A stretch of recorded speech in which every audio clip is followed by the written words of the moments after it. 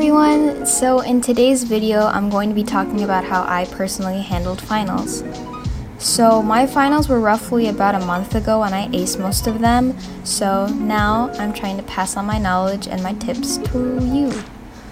So the first thing and the easiest thing that I did was download a finals calculator, and I've been using Finale from the App Store for about a year now, ever since my sophomore year. But then again, my sophomore year just ended, so. My school's finals are based around percentages, and I'm sure that a lot of your guys' finals are weighted like that too. And the Finale app works based off of the weighted portion of those exams, so it kind of works out. There are 3 parts: the desired grade, the exam weight, and the current grade. And when you input all these parts in, you can find your required grade that you have to get in order to receive the grade that you want in the class. And typically, I like to have my grade at either an 85 or a 95, because those grades and the in-betweens, and by in-betweens I mean like between 70 and 80, which would be a 75, 80, a 90, 85, etc., etc. Those grades are very easy to retain your letter grade even if you do very poorly on the exam. So what I did is that I did just that, and it ended up helping me not freak out during finals week. And for the studying portion, once you have your required grade figured out, it's time to start prioritizing what you actually want to study and devote your time into. So if you have a month left to study, start studying now. If you have exams in a week, then I'm wishing you luck. I have no tips for you. I hope that you do well. And when I started my timetable, I didn't really exactly make one this year. I did one for midterms and it didn't exactly work out because I just didn't feel motivated to actually do it. So what I did is that I listed out all the subtopics, whether it was in my bullet journal or planner on a scrap piece of paper, but I ended up listing it out on my bullet journal for this last finals.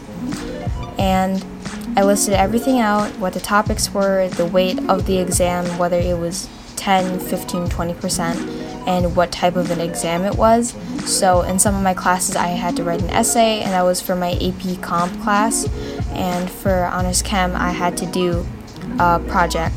So it kind of helped me focus my attention on which classes I actually had to study, as opposed to me actually working on a certain project. So if you aren't sure about what the topics are, or if you need a refresher, send your teacher an email. And this tip just doesn't go on as far as finals, it goes on for everything. Please establish communication with your teacher in the beginning of the year.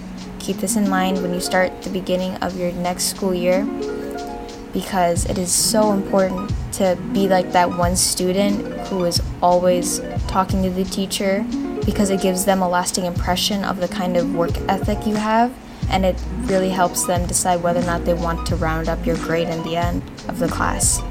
So the next thing that I did was get out old study guides, review material, and tests from the beginning of the year or the semester, depending on the test that I had.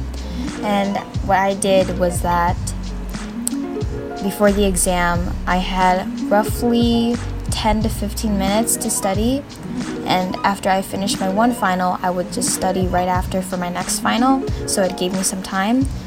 And I had a big cumulative packet, so with the subtopics, I would have listed a summary of the topic before, just for a quick glance, just in case I need a refresher.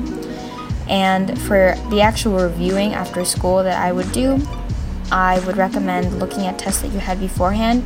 And this tip kind of goes more towards the people who actually have AP exams or had honors classes, because what I've noticed in the past 2 years is that my teachers end up not really caring about finals, and they just pull out old questions from a book or just old questions that we've had on a test before, and that's what we end up getting tested on.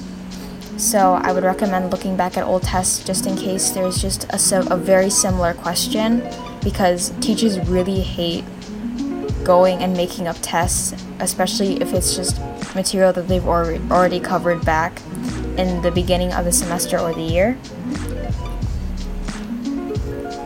And also, I just have a few reminders before I close up the video. And finals, in my eyes, they're either designed to either make, break, or practically do nothing to your grade. And this is in the perspective of a person who spent half of her time wanting to murder literally everything on her desk whenever she wanted to study for finals. And also, if you've done well during the semester, then the finals should not be something you should completely freak out over. Stress is completely normal. There should be some kind of sense of emergency if you have a week to study, but also you need to be able to prioritize everything. But your final reflects basically how well you've worked over the course of the semester or the year. It's really not that big of a deal if you've been studying. And I'm being a hypocrite when I say this, but please don't slave nights and nights over studying for the final. It really won't help you retain information, especially if you are studying a month before. If you're cramming, that's a completely different story, and don't listen to me when I talk about cramming because I'm terrible at it. But please work smarter, not harder. Focus on the subjects that you need the most help in and the ones that require high grades in order for you to retain your current grade.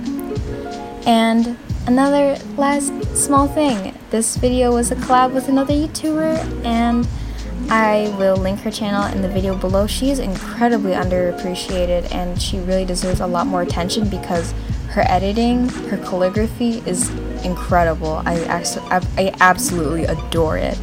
So that's all for today, and I hope you all enjoyed, and thank you all for watching. I'll see you in the next video. Bye!